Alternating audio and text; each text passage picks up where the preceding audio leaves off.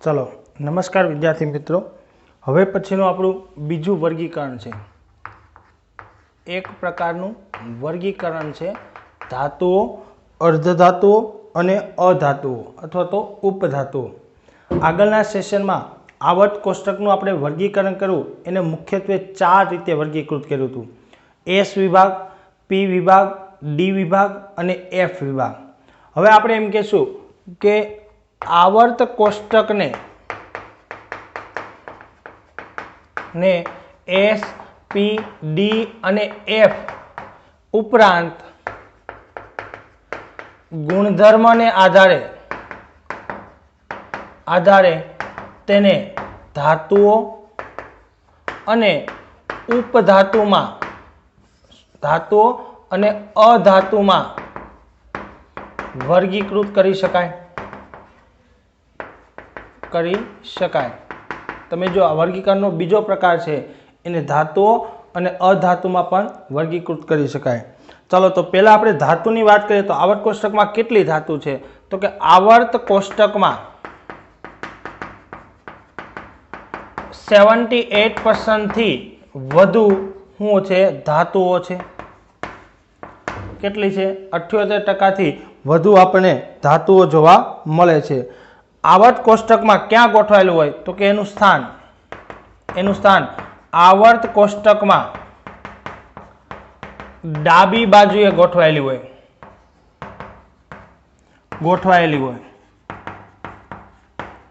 धातुओ आवर्त कोष्टक में क्या होय डाबी बाजुए गोठवायेली होय। आपणुं आवर्त कोष्टक छे। हवे तमारे आ एक पिक्चर ज याद राखवानुं छे।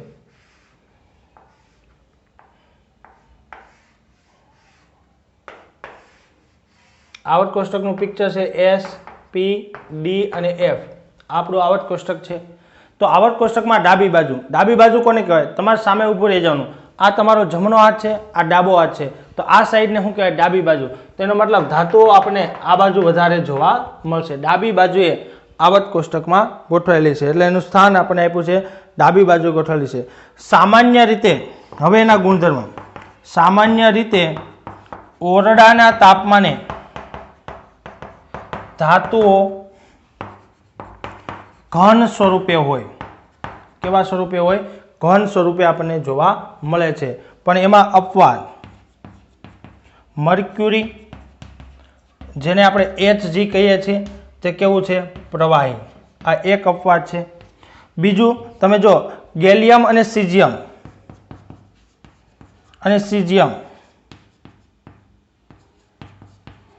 आ बेना गलन बिंदु केवा छे खूब ज नीचा छे। अनुक्रमे 302 केल्विन अने आनुं केटलुं छे 303 अने 302 केल्विन। गलन बिंदु नीचा छे एनो मतलब के थोड़ुंक तापमान आपशो तो पाछा शुं थशे प्रवाही थशे। एटले याद राखजो आवर्त कोष्टक में एक ज प्रवाही छे कोण मर्क्युरी। बाकीना बधा आपणे घन स्वरूपे जोवा मळे छे। चलो आगळनो आपणे धातुनो गुणधर्म जोईए तो तमे जो के धातुओ सामान्य रीते गलन बिंदु अने उत्कलन बिंदु केवा होय छे ऊंचा होय छे। गलन बिंदु अने उत्कलन बिंदु केवा होय छे ऊंचा होय छे। जे तापमाने घननुं प्रवाही बने एने गलन बिंदु कहेवाय अने प्रवाहीनुं वायु बने एने शुं कहेवाय उत्कलन बिंदु कहेवामां आवे छे। आ उपरांत धातु उष्मा अने विद्युतना सुवाहक टूंकमां ए उष्मा ने विद्युतनुं शुं करे छे वहन करे छे। उष्मा ने विद्युतना सुवाहक होय।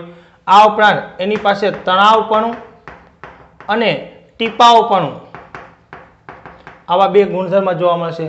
तणावपणुं एटले खेंचीने तार बनावी शकाय। तमे एने खेंचीने तार बनावी शको अने टीपीने शुं बनावी शकाय पतरा बनावी शकाय। आ धातुना सामान्य रीते गुणधर्म आपणे जोवा मळे छे। तो आ बधी आपणे धातु विषे वात करी छे।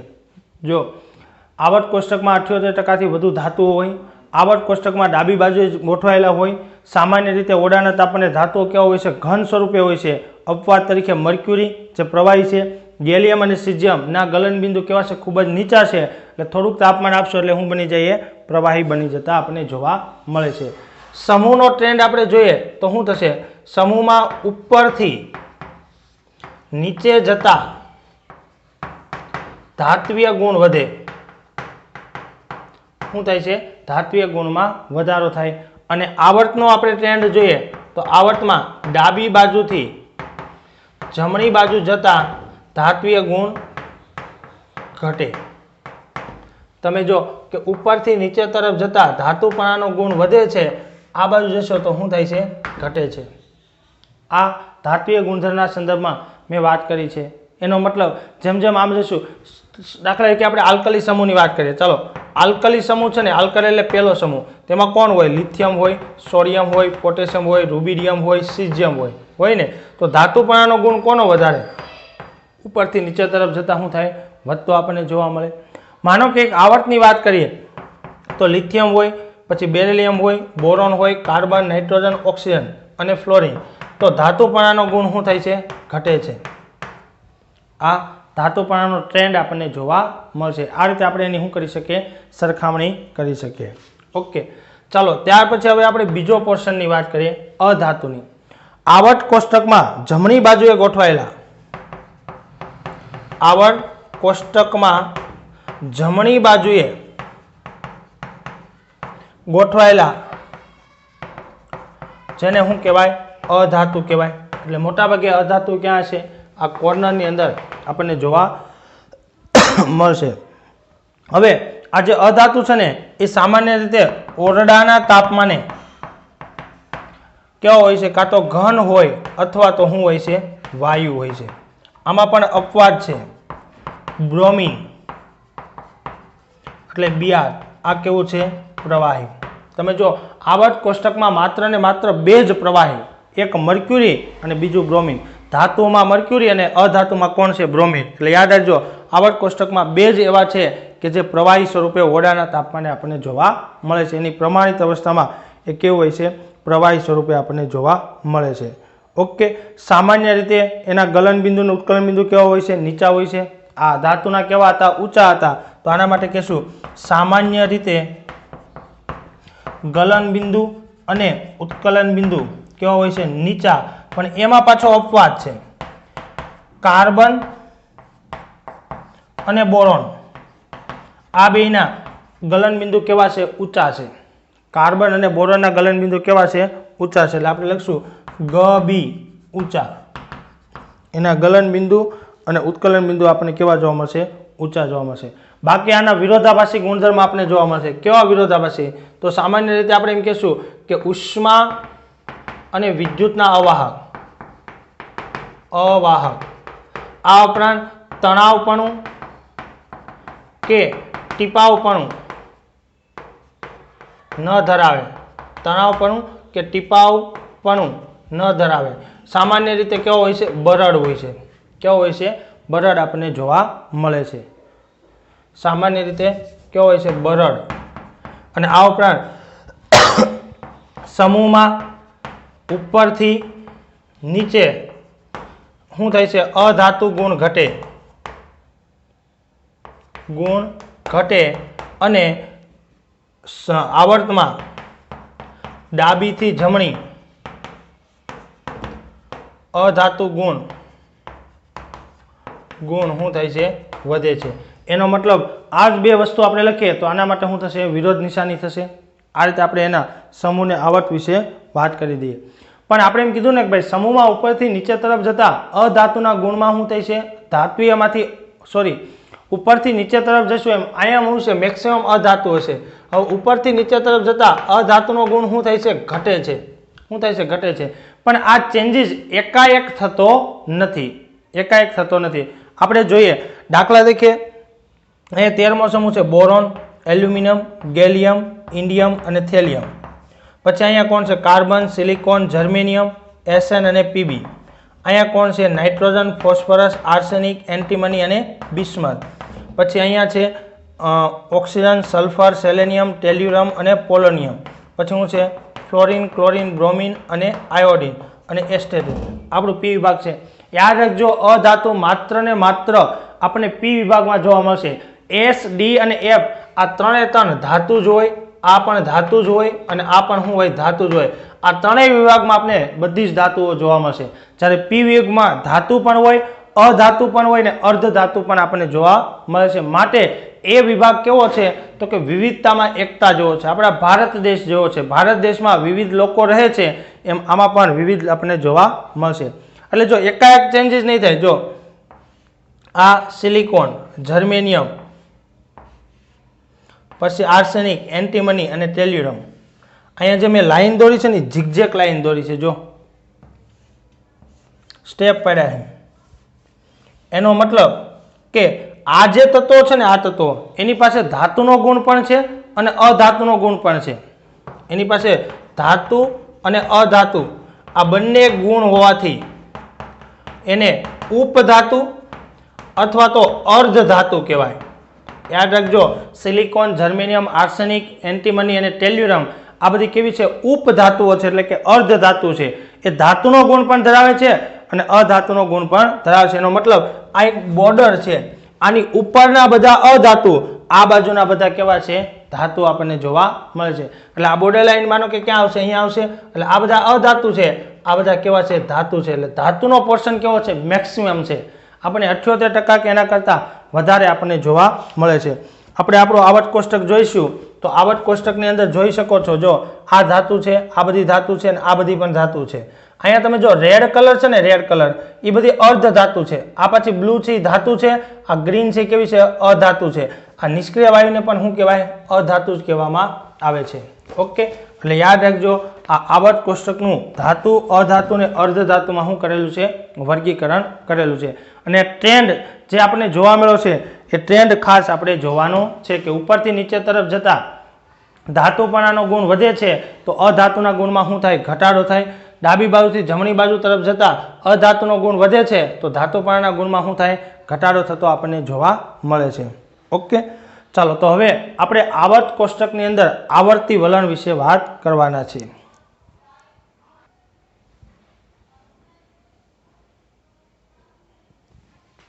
ચાલો હવે ત્યાર પછીનો આપણો પોર્શન છે તત્વોના ગુણધર્મોમાં આવર્તી વલણ. હવે જો આપણે જાણીએ છીએ કે આવર્ત કોષ્ટકમાં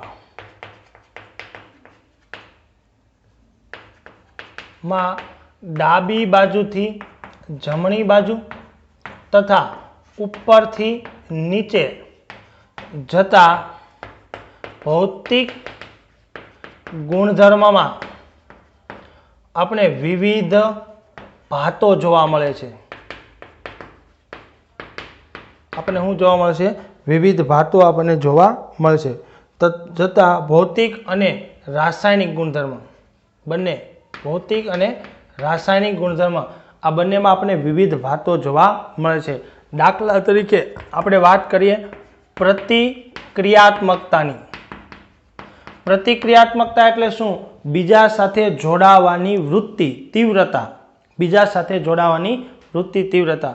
આ માની લો કે હવે આપણું પિક્ચર ક્લિયર જ છે. આને આપણે આવર્ત કોષ્ટક કહીએ છીએ. આપણું શું છે? આવર્ત કોષ્ટક છે.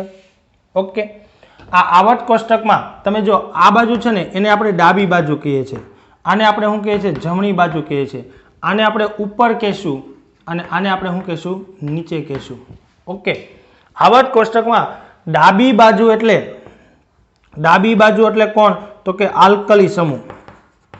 આ આલ્કલી સમૂહની પ્રતિક્રિયાત્મકતા વધુ. શું થશે? વધુ. એટલે અહીંયા કેવી હશે? વધુ હશે. પછી મધ્યમાં જશું ને, મધ્યમાં તો શું થશે? ઘટે. મધ્યમાં શું થશે? ઘટે. મધ્યમાં શું થાય છે? ઘટે છે. અને પાછી 17મો સમૂહ એટલે કે હેલોજન, 17મો સમૂહ એટલે કે હેલોજન એમાં પાછી શું થાય છે? વધે છે. એનો મતલબ અહીંયા પ્રતિક્રિયાત્મકતા વધારે, એટલે ઇન શોર્ટ આપણે આવું લખી શકીએ, અહીંયા વધુ, અહીંયા વધુ, વચ્ચે કેવી છે? ઓછી છે. એટલે આવો ટ્રેન્ડ જોવા મળશે. ઉપરથી નીચે તરફ જઈએ ને એમાં શું થશે? તો કે જો આલ્કલીમાં ઉપરથી નીચે તરફ જતા પ્રતિક્રિયાત્મકતા શું થાય છે? વધે છે. અને હેલોજનમાં ઉપરથી નીચે તરફ જતા પ્રતિક્રિયાત્મકતા શું થાય છે? ઘટે છે. તમને જો અનિયમિતતા જોવા મળી, પ્રતિક્રિયાત્મકતાની બાબતમાં આપણે એમ કહીશું કે ડાબી બાજુથી જમણી બાજુ તરફ જતા, તમે જો ડાબી બાજુ એટલે હાઈએસ્ટ છે, અહીંયા ટોચ ઉપર છે, એનો મતલબ જો આ ભાગ ટોચ ઉપર છે, અહીંયા શું થયું ઘટ્યું, પાછું અહીંયા શું થયું વધ્યું, આવું છે. હવે અહીંયાથી અહીંયા જશું ને તો શું થાય છે, પાછું વધે છે, અને અહીંયાથી અહીંયા જશું તો શું થાય છે, ઘટે છે. શું થાય છે, ઘટે છે. આવો ટ્રેન્ડ જોવા મળે છે. તો આવું શા માટે જોવા મળશે એનું ડિસ્કશન આપણે આ ચેપ્ટરમાં કરવાનું છે. એમના માટે ઘણા બધા ગુણધર્મ છે, જેવા કે ગલન બિંદુ, ઉત્કલન બિંદુ, ગલન ઉષ્મા, બાષ્પાયન ઉષ્મા તથા પરમાણ્વીયકરણ એન્થાલ્પી અથવા તો ઉર્જા. આ બધાનું ડિસ્કશન કરવું જરૂરી છે, પણ આપણે તો અહીંયા 5 પ્રોપર્ટીની વાત કરશું.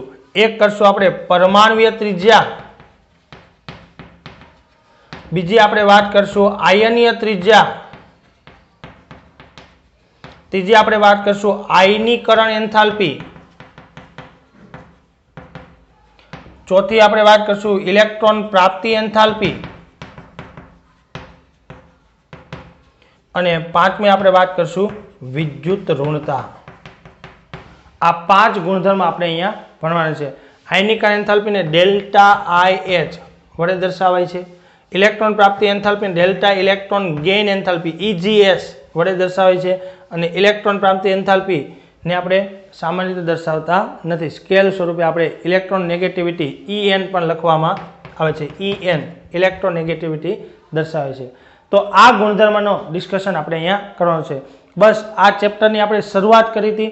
શરૂઆતની અંદર આપણે એનું આવર્ત કોષ્ટક બનાવવા માટેનો ઇતિહાસ જોયો. ત્યાર પછી આવર્ત કોષ્ટક, જે આધુનિક આવર્ત કોષ્ટક છે, એની રચના કરી, અને હવે આવર્તી વલણો ચેક કરવા જઈ રહ્યા છે. એમાં આપણે આ 5 ગુણધર્મ ભણવાના છે. તો શરૂઆત આપણે કરશું પરમાણ્વીય ત્રિજ્યાથી. ચાલો, પરમાણ્વીય ત્રિજ્યા, આને કઈ રીતે આપણે મેજર કરવું છે ને એની આપણે વાત કરીએ. તમે જો કે કોઈ પણ પરમાણુની ત્રિજ્યા માપવી એ કોઈ દડાના કદ માપવા જેટલી સરળ હોતી નથી. આપણે કીધું છે કે પરમાણુનું કદ એ કોઈ દડાની ત્રિજ્યા માપવા જેટલું સરળ નથી. કેમ સરળ નથી? કેમ કે દડો તો મોટી સાઈઝનો હોય જેને આપણે માપી શકીએ છીએ, જ્યારે ત્રિજ્યા કેવી છે, ખૂબ જ ઓછી છે.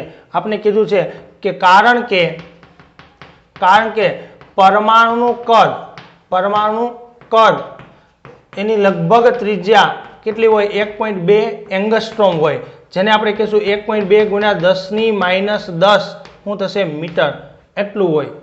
બરાબર, અતિ સૂક્ષ્મ છે.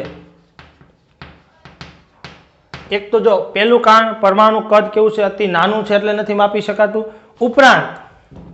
બીજું કારણ પરમાણુના આસપાસ ઇલેક્ટ્રોન વાદળ જેની સ્પષ્ટ બોર્ડર હોતી નથી. તમે જો કે પરમાણુ છે અને આપણે શું કરીએ છીએ, આ પરમાણુ કેન્દ્ર છે, આસપાસ ઇલેક્ટ્રોનનું આવું ક્લાઉડ આપણને જોવા મળશે, જેની કોઈ સ્પષ્ટપણે આપણે બોર્ડર જોવા મળતી નથી. એટલે પરમાણુ એક્ઝેક્ટ માપ આપણે કરી શકતા નથી, નક્કી કરી શકાતું. સ્પષ્ટ બોર્ડર હોતી નથી, અથવા તો આપણે એમ કહીશું કે સ્પષ્ટ સીમા હોતી નથી. સ્પષ્ટ એની સીમા હોતી નથી. એટલે આપણે એમ કહીશું કે પરમાણુ માપન ચોક્કસ રીતે કરી શકાય નહીં. તેથી તેનું ચોક્કસ માપન ન કરી શકાય, એનું ચોક્કસ માપન કરી શકાય નહીં. આમ વ્યક્તિગત પરમાણુની ત્રિજ્યા માપવા માટે કોઈ પ્રાયોગિક પદ્ધતિ નથી.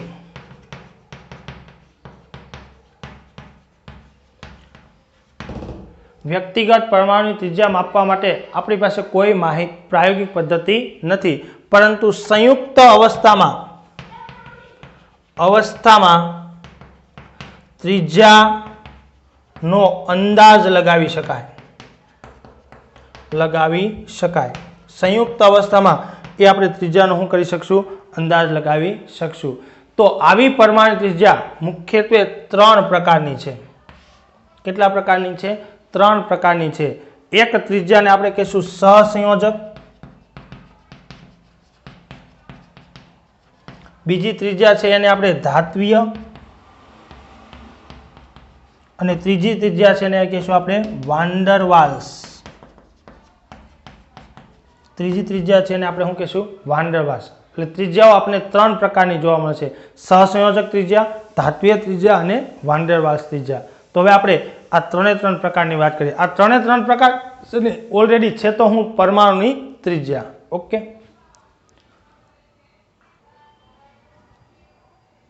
ચાલો એમાં પહેલું આપણે ભણશું સહસંયોજક ત્રિજ્યા.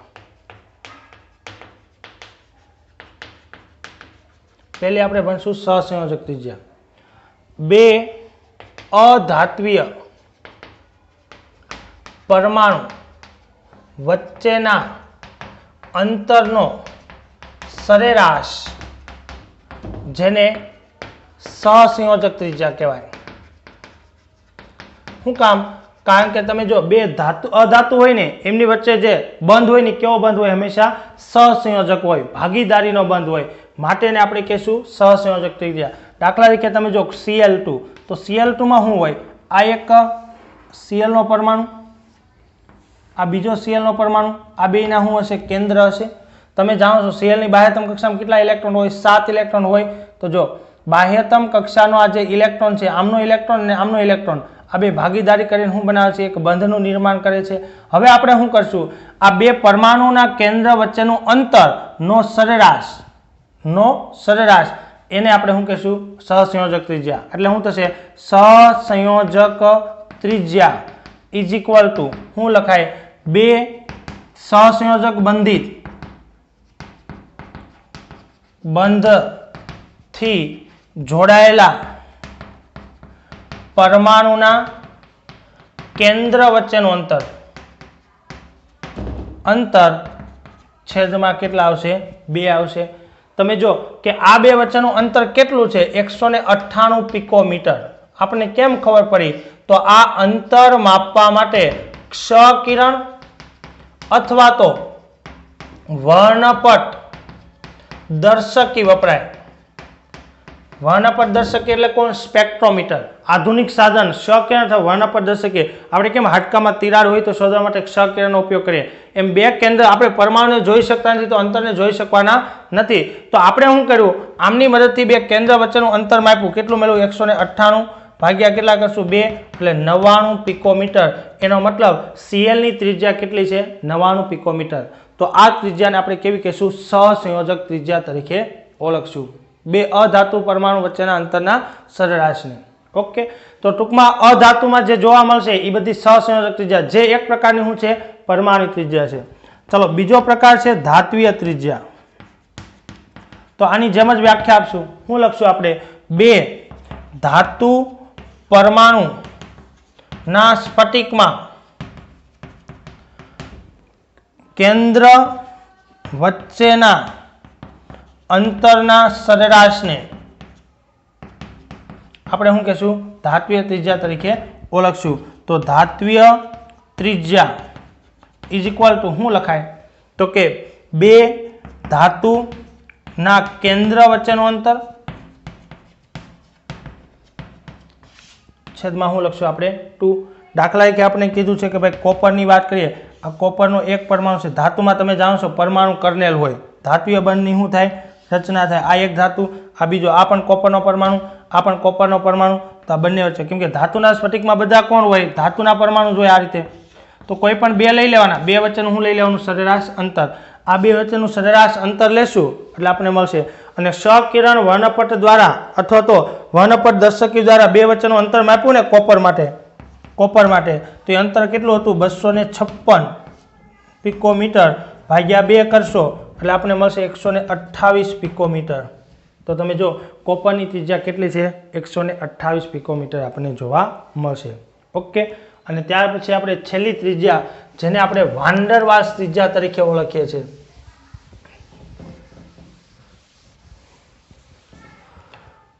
ત્રીજી છે વાન ડર વાલ્સ ત્રિજ્યા. તમે જો કે ઉમદા વાયુ અથવા તો નિષ્ક્રિય વાયુ, આ ઉમદા વાયુ કે નિષ્ક્રિય વાયુ છે ને એ નથી ધાત્વીય બંધ બનાવતા કે નથી સહસંયોજક બંધ બનાવતા. બરાબર, તમે જો ધાતુમાં ધાત્વીય બંધ હોય, અધાતુમાં શું હોય? સહસંયોજક બંધ હોય. પણ આમની વચ્ચે તો કેમ કે એને ભાગીદારી કરવાની કે આપવાની કોઈ જરૂર હોતી નથી, એટલે નિષ્ક્રિય વાયુ કોઈની સાથે પ્રક્રિયા કરતા નથી. તો આવા ઉમદા વાયુ અથવા નિષ્ક્રિય વાયુ એકબીજા સાથે વાયુ અવસ્થામાં વાન્ડર વાલ્સ બળથી જોડાયેલા હોય છે. આ વસ્તુ આપણે ચેપ્ટર નંબર વાન્ડર વાલ્સ બળો વિશે આપણે ભણવાના છીએ. દાખલા તરીકે તમે જો આ એક હિલિયમનો પરમાણુ છે, આ બીજો એક હિલિયમનો પરમાણુ છે, આ ત્રીજો એક હિલિયમનો પરમાણુ છે. આ રીતે દૂર દૂર ગોઠવાયેલા હોય. વાયુ અવસ્થામાં તો કેવા હોય? દૂર દૂર હોય. એમની વચ્ચે કોઈ પ્રબળ આકર્ષણ ન હોય, પણ નિર્બળ આકર્ષણ આપણને આવા જોવા મળશે. આવા નિર્બળ આકર્ષણને શું કહેવાય? વાન્ડર વાલ્સ આકર્ષણ તરીકે ઓળખીએ છીએ. તો એનો મતલબ કે આવા બે હિલિયમના પરમાણુ જે નજીક નજીક હોય એ બે કેન્દ્ર વચ્ચેના અંતરના સરેરાશને શું કહેવાય? વાન્ડર વાલ્સ ત્રિજ્યા કહેવાય. બરાબર, જે કેવી હશે? ખૂબ જ મોટી હશે. એટલે એની સરખામણી આપણે આમની સાથે કરી શકાય નહીં. એનો મતલબ હવે જો આપણે ક્રમ લખવો હોય તો વાન્ડર વાલ્સ ત્રિજ્યા જે સૌથી મોટી હોય, ડિસ્ટન્સ કેવો હોય? સૌથી વધારે હોય, કેમ કે આકર્ષણ નિર્બળ છે તો દૂર દૂર હોય. બીજા નંબરે કોણ આવશે? તો કે ધાત્વીય ત્રિજ્યા, કેમ કે ધાતુના કદ કેવો હોય? મોટા હોય. કોના કરતા? અધાતુ કરતા. આપણે કદ વિશે વાત કરશું ને તો આવર્તી વલણમાં જોશું કે ધાતુના કદ એ અધાતુ કરતા કેવા હોય છે? મોટા હોય છે. અને ત્રીજા નંબરે આવશે સહસંયોજક ત્રિજ્યા. તો સહસંયોજક ત્રિજ્યા હંમેશા નાની હોય. આ ત્રણ પ્રકાર કોના છે? પરમાણુ ત્રિજ્યાના છે, પણ આપણે સ્વભાવને આધારે એને અલગ અલગ નામે ઓળખીએ છીએ. અધાતુ હોય તો સહસંયોજક, ધાતુ હોય તો ધાત્વીય, અને નિષ્ક્રિય વાયુ હોય તો એને આપણે શું કહીશું? વાન્ડર વાલ્સ ત્રિજ્યા તરીકે ઓળખીએ છીએ. તો આવી 3 પ્રકારની ત્રિજ્યાઓ આપણે જોવા મળે છે. નેક્સ્ટ સેશનમાં હવે આ જે ત્રિજ્યા આપણે જોઈ છે ને એના આવર્તી વલણની વાત કરશું. આવર્તમાં ડાબી બાજુથી જમણી બાજુ તરફ જતા ત્રિજ્યામાં કેવો ચેન્જીસ થાય છે અને ઉપરથી નીચે તરફ જતા ત્રિજ્યામાં કેવો ફેરફાર થાય છે એમની આપણે વાતો કરીશું. ઓકે.